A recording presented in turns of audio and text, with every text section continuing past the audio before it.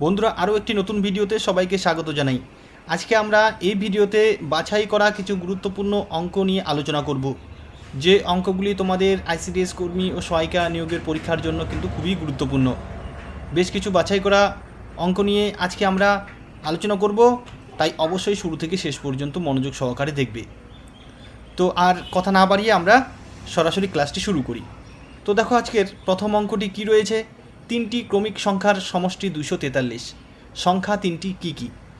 তিনটি ক্রমিক সংখ্যার সমষ্টি বলেছে 243, সংখ্যা তিনটি কি কি আমাদের বের করতে বলেছে।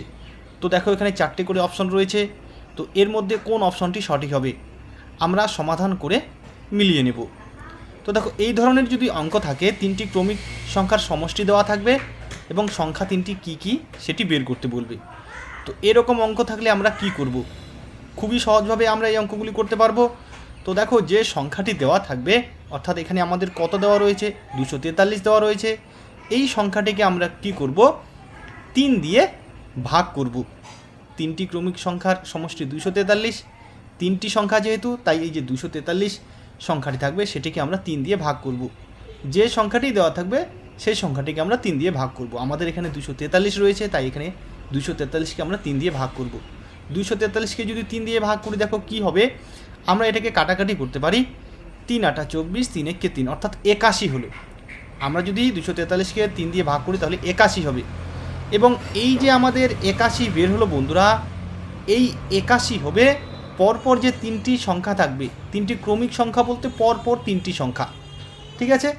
তো এই যে 81 আমাদের বের হলো, এই 81 সংখ্যাটি হবে মাঝখানের সংখ্যা এবং তার আগে একটি সংখ্যা থাকবে, তারপরে একটি সংখ্যা থাকবে।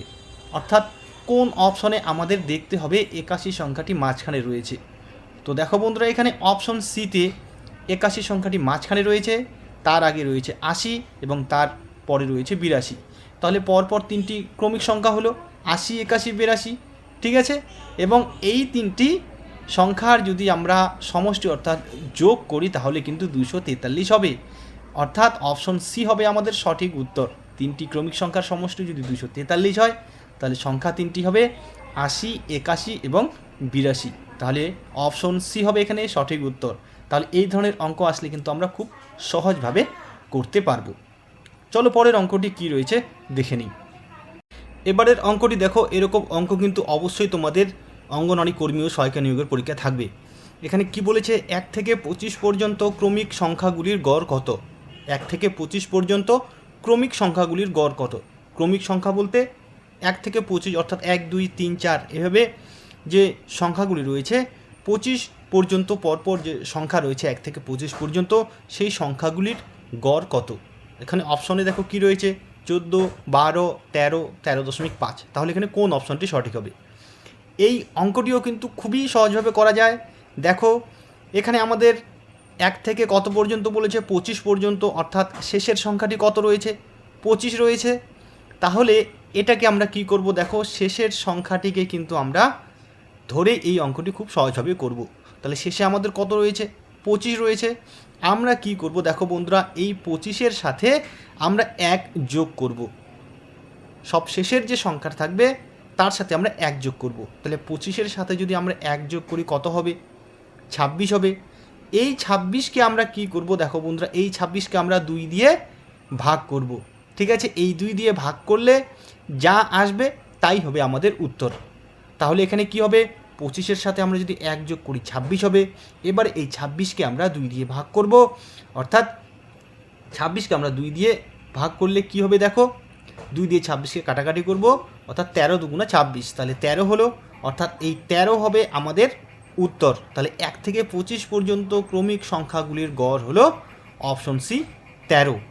ঠিক একইভাবে দেখো বন্ধুরা, আমরা যদি বলি 1 থেকে 40 পর্যন্ত ক্রমিক সংখ্যাগুলির গড় কত? 1 থেকে 40 পর্যন্ত ক্রমিক সংখ্যাগুলির গড় কত? তাহলে আমাদের কত শেষের সংখ্যাটি 40, তাহলে 40-এর সাথে কি করব, 1 যোগ করব।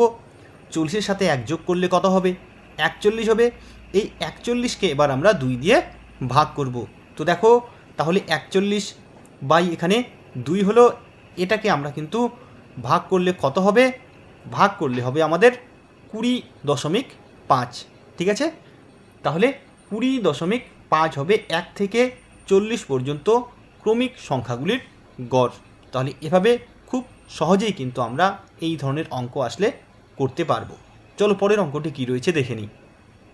এবারের প্রশ্নটি কী রয়েছে দেখো বন্ধুরা, 11.07 ইস্টু 13.95 এর ব্যস্ত অনুপাত কত? 11.07 ইস্টু 13.95 এর ব্যস্ত অনুপাত কত? এই অঙ্কটি কিন্তু খুবই সহজ, এখানে কোনো কিছু করার দরকারই নেই। যখনই বলবে ব্যস্ত অনুপাত তখন আমরা কি করব, এই যে আমাদের যে অনুপাতটি দেওয়া আছে 11.07 অনুপাত 13.95, এটাকে আমরা কি করব, শুধু স্থানটি বদল করে দেব। অর্থাৎ এই 11.07কে নিয়ে যাব 13.95-এর জায়গায় এবং 13.95কে আনবো 11.07-এর জায়গায়।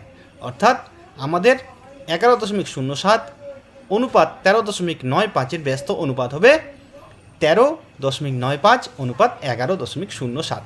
তাহলে এভাবেই কিন্তু আমরা এই অঙ্কটি করব। পরের অঙ্কটি চলো দেখে নিই কী রয়েছে। এবারে এই অঙ্কটিতে কি বলেছে দেখো, এক্স এর জায়গায় কোন সংখ্যা বসবে? এখানে দেওয়া রয়েছে 16:x = 12:48। তাহলে এই যে এক্স রয়েছে, এই এক্স এর জায়গায় কোন সংখ্যা বসবে? অপশনে রয়েছে 64, 96, 56, 32। তাহলে কোন সংখ্যাটি এক্স এর জায়গায় বসবে? তো চলো আমরা সমাধান করে দেখে নিই। তো দেখো আমরা এখানে কি করতে পারি, 16:x রয়েছে, তাহলে আমরা 16/x এখানে বসাবো। তাহলে 16/x এবং ডাবল ইস্টুর জায়গায় আমরা সমান সমান বসাবো। এবারে 12:48 রয়েছে, অর্থাৎ 12/48 করব। এবারে দেখো আমরা এখানে কি করব, এই যে নিচে x রয়েছে, এই এক্সের সাথে আমরা 12 গুণ করব, অর্থাৎ কোনাকুনি আমরা গুণ করব এক্সের সাথে 12 এবং 16-র সাথে 48। তো দেখো আমরা এক্সটাকেই আগে ধরবো। তো 12 এবং এক্সকে আমরা যদি গুণ করি তাহলে কী হবে, 12x হবে, অর্থাৎ 12x সমান সমান এবারে 16 এবং 48 আমরা গুণ করব, অর্থাৎ 16 গুণ 48 গুণ না করে আমরা এটি এখানে তুলে দিলাম 16 গুণ 48। এবারে দেখো আমাদের এক্সের মান বের করতে হবে। তাহলে এখানে 12x যেহেতু রয়েছে, আমরা এবার নিচে কি লিখব, শুধু x লিখব। তাহলে x সমান সমান 16 গুণ 48 এবং এই যে এক্সের সাথে 12 ছিল, এই 12কে আমরা নিচে বসাবো। তাহলে এবার আমরা কি করব, কাটাকাটি করব। এই 12 দিয়ে আমরা 48কে কাটতে পারি, 4 12 48। তাহলে নিচের কোনো সংখ্যা থাকলো না, উপরে থাকলো 4 এবং 16। তাহলে এই 4 এবং 16 আমরা গুণ করব, অর্থাৎ 4 16 64 হবে। তাহলে এই 64 হবে আমাদের উত্তর, অর্থাৎ অপশন এ হবে সঠিক উত্তর। তাহলে এই যে এক্স রয়েছে, এই এক্সের জায়গায় 64 সংখ্যাটি বসবে। তাহলে এইভাবে কিন্তু খুব সহজভাবে আমরা এই অঙ্কগুলি করতে পারি। এবারে খুবই একটি গুরুত্বপূর্ণ অঙ্ক দেখো, এক ব্যক্তির বেতন ক্রমান্বয়ে 10% ও 20% বৃদ্ধি পেল। অর্থাৎ 10% একবার বৃদ্ধি পেয়েছে, এরপরে আরও 20% বৃদ্ধি পেল। তাহলে মোটের উপর শতকরা কত বৃদ্ধি পেল? 30%, 22%, 32%, 25%। তাহলে এখানে কোন উত্তরটি সঠিক হবে? তো বন্ধুরা চলো আমরা খুবই সহজভাবে এই অঙ্কগুলি করতে পারবো। খুবই গুরুত্বপূর্ণ অঙ্ক এগুলো, অবশ্যই তোমাদের পরীক্ষায় কিন্তু আসার সম্ভাবনা রয়েছে। তো দেখো যেহেতু এখানে বৃদ্ধি পেয়েছে, প্রথমে 10%, পরে 20%। তো দেখো এখানে আমরা কি করব, খুবই সহজভাবে যে পদ্ধতিটি প্রয়োগ করব অবশ্যই মনে রাখবে। এখানে আমরা করব কি, 10 যোগ 20। ঠিক আছে, যেহেতু প্রথমে 10% পরে 20% বৃদ্ধি পেয়েছে, আমরা এখানে করব 10 যোগ 20। এবারে এটিকে ব্র্যাকেটের মধ্যে রাখবো। এবারে যেহেতু বৃদ্ধি পেয়েছে দুইবারই, তাহলে বাইরে আরেকটি প্লাস লিখব।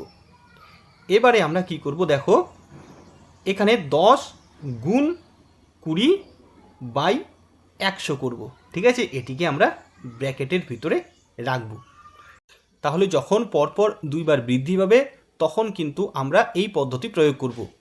প্রথমে যে বৃদ্ধি পাবে দুবার, সেই যে সংখ্যাগুলি আমরা প্রথমে যোগ করব, ব্র্যাকেটে রাখবো, তারপরে বাইরে আবার যোগ চিহ্ন বসিয়ে ওই সংখ্যা দুটির কী করব, গুণ করব এবং বাই নিচে 100 লিখব। ঠিক আছে, এবারে আমরা কি করব দেখো, কাটাকাটি করব। এই যে 10 গুণ 20/100, এখানে দেখো আমরা এই যে 100-র দুটি শূন্য রয়েছে, এই দুটি শূন্য কাটতে পারি এবং উপরের 10-এর একটি শূন্য এবং 20-র একটি শূন্য কেটে দিলাম, তাহলে উপরের দুটি শূন্য এবং নিচের 100-র দুটি শূন্য কেটে গেল। তাহলে উপরে কি থাকলো দেখো, উপরে থাকলো 2 এবং 1, অর্থাৎ 2-কে 2 হবে এখানে। এবারে কি করব দেখো, এখানে নিচের লাইনে 10 এবং 20 যোগ করব, তাহলে 30 হবে এবং ব্র্যাকেটটি তুলে দেবো। এবার এই যোগ চিহ্ন এখানে বসাবো এবং এখানে কত হলো, উপরে 2 রয়েছে, নিচে 1 রয়েছে, নিচের 1-এর কোনো দাম নেই, তাহলে এখানে 2 হবে। অর্থাৎ এখানে কি হলো, 30 যোগ 2 হলো, অর্থাৎ 30 যোগ করলে কত হবে, 32 হবে। তাহলে আমাদের 32% হবে উত্তর, অর্থাৎ মোটের উপর 32% কিন্তু ওই ব্যক্তির বেতন বৃদ্ধি পেল, অর্থাৎ অপশন সি হবে এখানে সঠিক উত্তর। তাহলে চলো আরেকটি অঙ্ক আমরা দেখে নিই, তাহলে তোমরা বুঝতে পারবে। এবারে কি বলেছে দেখো, এক ব্যক্তির বেতন প্রথমে 15% বেড়ে পরে 20% কমে গেল, তাহলে মোটের উপর বেতন শতকরা কত বৃদ্ধি বা হ্রাস হবে। তাহলে প্রথমে এবারে দেখো 15% বেড়েছিল এবং তারপরে 20% কিন্তু কমে গিয়েছিল। এর আগের অঙ্কটিতে আমরা কি করলাম, প্রথমে 10% বৃদ্ধি, তারপরে আবার 20% বৃদ্ধি, দুইবারই বৃদ্ধি পেয়েছিল। এখানে কিন্তু প্রথমে বৃদ্ধি, তারপরে আবার কমে গিয়েছিল, অর্থাৎ একবার বেড়েছিল একবার কমেছিল। তাহলে আমরা কীভাবে করব, এবারে দেখো আগে যেহেতু দুইবারই বৃদ্ধি পেয়েছিল আমরা যোগ করেছিলাম, এবারে কি করব, বিয়োগ করব। তাহলে 15 বিয়োগ 20, অর্থাৎ এখানে দেখো 20% কমে গেছে, তাই এখানে -20, তোমরা এটি বুঝে নেবে। তো এবার এটিকে ব্র্যাকেটের মধ্যে রাখবো, বাইরে এবার কি যোগ চিহ্ন না বিয়োগ চিহ্ন, বিয়োগ চিহ্ন দেবো, কারণ আমাদের একবার কমে গিয়েছিল, ঠিক আছে। তো এবারে এই সংখ্যা দুটির কী করব, ব্র্যাকেটের ভিতরে আমরা 15 গুণ 20/100 লিখব, ঠিক আছে। এবারে আমরা কি করব, কাটাকাটি করব। তো এবারে দেখো এখানে আমরা 20 দিয়ে 100কে সরাসরি কাটবো, 5 20 100, ঠিক আছে।